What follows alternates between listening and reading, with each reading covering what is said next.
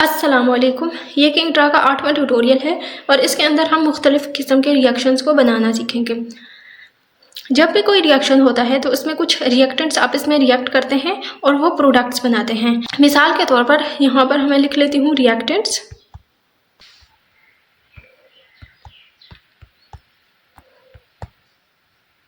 Reactants को लिखकर confirm कर देंगे और इससे कुछ फासले पर प्रोडक्ट्स को लिख लेते हैं।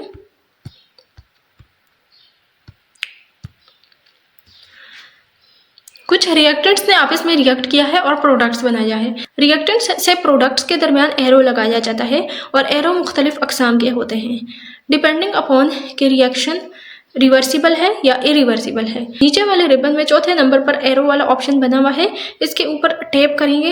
इस बार में आपको मुख्तलिफ किस्म के एरोज नजर आ रहे हैं।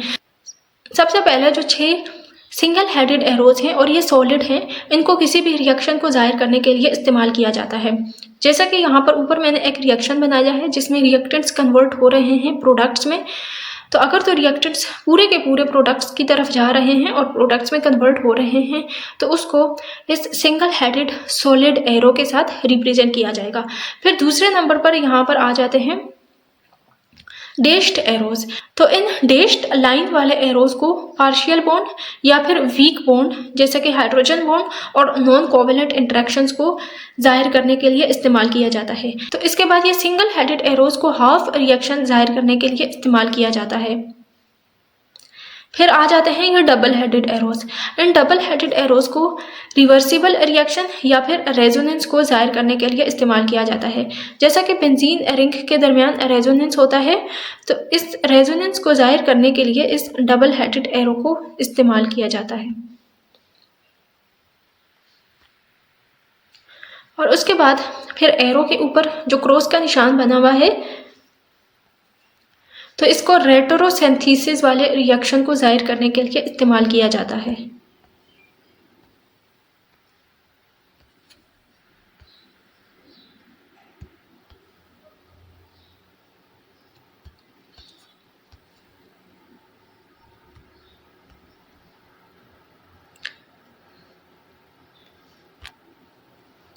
फिर आ जाता है एक एरो और उसके ऊपर 2 लाइंस बनी हुई हैं या 2 डैश बनी हुई हैं। तो इस एरो को किसी पर्टिकुलर रिएक्शन को स्पेसिफाई करने के लिए इस्तेमाल किया जाता है। जैसे सीरीज ऑफ रिएक्शन है और उसमें अगर हमारा कंसर्न सिर्फ एक रिएक्शन के साथ हो तो उस रिएक्शन को दिखाने के लिए ये वाला एरो इस्तेमाल किया जाएगा। जैसा कि मिसाल के तौर पर ए कन्वर्ट हो रहा है यहाँ पर बी में और फिर बी आगे कन्वर्ट हो रहा है सी में।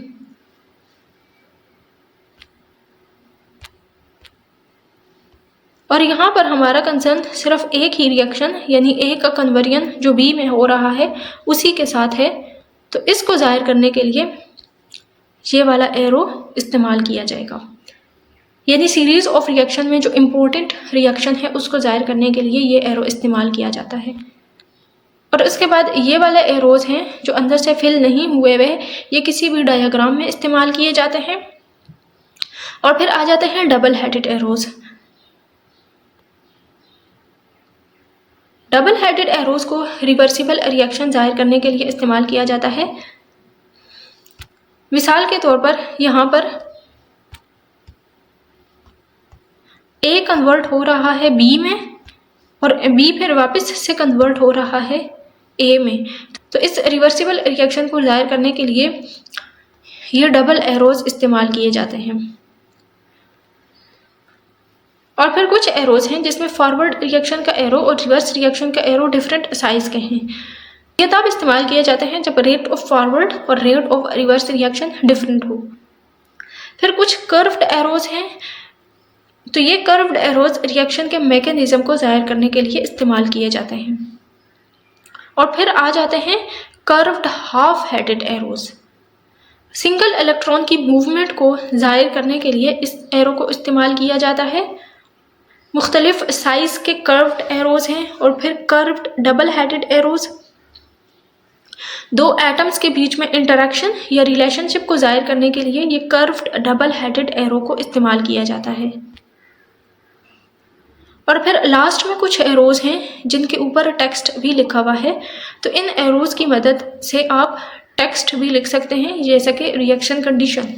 मिसाल के तौर पर आपको किसी पर्टिकुलर रिएक्शन में टेम्परेचर और प्रेशर को स्पेसिफाई करना हो तो आप इस एरो को इस्तेमाल कर सकते हैं। जैसे कि यहाँ पर 100 atm मिसाल के तौर पर प्रेशर है, तो इस रिएक्शन कंडीशन को आप इधर एरो के ऊपर इस्तेमाल कर सकते हैं। तो इस ट्यूटोरियल के अंदर हमने मुख्तलिफ किस्म के जो एरोज हैं इनका इस्तेमाल सीखा। उम्मीद है आपको ये ट्यूटोरियल समझ में आया होगा।